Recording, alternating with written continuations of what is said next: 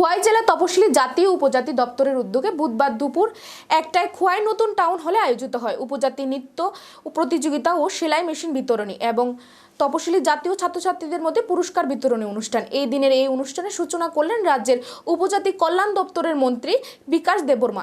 তাছাড়া এদিন অনুষ্ঠানে উপস্থিত ছিলেন খোয়াই জেলা সভাধিপতি জয়দেব দেববর্মা, খোয়াই জেলা শাসক চাঁদনী চন্দন সহ অন্যান্যরা। এই দিনের এই অনুষ্ঠানে খোয়াই মহকুমার 3টি বিদ্যালয়ের ছাত্রছাত্রীরা উপজাতি নৃত্য প্রতিযোগিতায় অংশগ্রহণ করেন।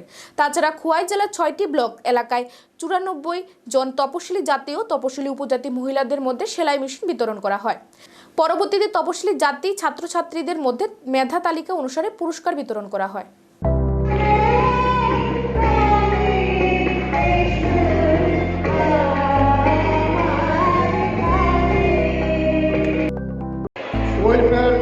ওয়েলফেয়ার উদ্যোগে যে সেলাই মেশিন বিতরণ যারা বেনিফিশিয়ারি সেলাই মেশিন দেওয়ার উদ্যোগ আমি ওয়েলফেয়ারের যিনি মন্ত্রী ওনাকে আমি ধন্যবাদ দিতে চাই।